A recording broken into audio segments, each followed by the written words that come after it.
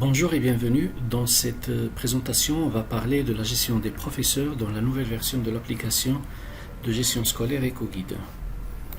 Donc je vais lancer mon application et je vais entrer avec un compte qui a le droit de gérer les professeurs et je vais cliquer sur École professeur. Donc je vais avoir ici la liste de tous les professeurs. Bien sûr, je les ai masqués. Et ici, je vais avoir les détails du professeur sélectionné. Et pour chaque professeur, nous avons un certain nombre d'onglets qui sont visibles. On va créer un nouveau professeur. Et puis après, on va voir qu'est-ce qu'on peut faire avec ce professeur.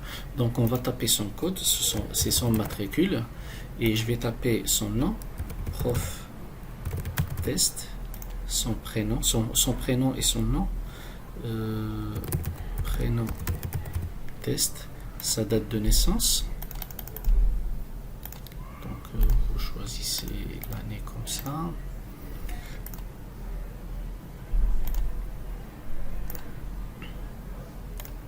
Voilà, masculin, féminin, CIN, et vous saisissez toutes les informations que vous voulez. Vous pouvez sélectionner sa photo à partir de là. Donc vous prenez un fichier JPG en général.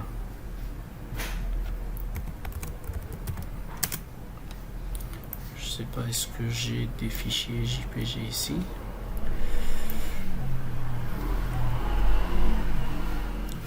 Donc je vais prendre ça. Voilà, c'est une photo que je vais attribuer à ce professeur. Donc je sélectionne sa ville, son diplôme, son grade, son statut, permanent vacataire. Donc on va le faire docteur par exemple, le diplôme doctorat en médecine. Donc tout ça, si je ne trouve pas ici le diplôme, je peux cliquer sur ce bouton pour l'ajouter. Et l'ajouter, je vais le retrouver dans ma liste. D'accord ? Donc je peux ici ajouter diplôme de test. Si c'est la partie en arabe, on peut la laisser vide. Je ferme et là je vais trouver ici diplôme de test. Mais là on va faire comme ça. D'accord? Et je valide. Donc mon professeur de test a été créé. Je peux maintenant choisir ses compétences. Ça veut dire les choses qu'il sait faire. Donc on va prendre par exemple la filière de test. Il peut travailler, je fais modifier, il peut faire la matière 1 de la première année de la filière test, il peut faire la matière 3, en deuxième année il peut faire la matière 5. Donc ça, ce sont ses compétences. Ce n'est pas les choses qu'il va faire dans l'emploi du temps, non, c'est tout simplement les choses qu'il est capable de faire. Comme ça, lorsqu'on va faire la planification de l'emploi du temps, le système, une fois je vais choisir une matière, il va me dire voilà, tel prof et tel prof, ils peuvent la faire. D'accord ? Ici, ce sont ces informations financières. Puisqu'il est ici permanent, il m'a donné ici un salaire. Si jamais on a ici un vacataire, il va me donner ici le taux horaire. Et pour l'expérience, ce sont des informations qui existaient dans la version précédente de l'application parce que certaines écoles l'ont demandé. Je ne sais pas pour le cas de votre école, est-ce que vous aurez besoin de ça? C'est un petit peu l'historique du prof, combien il a fait de formation technique, formation pédagogique, l'expérience en tant que formateur, l'expérience à l'entreprise et tout.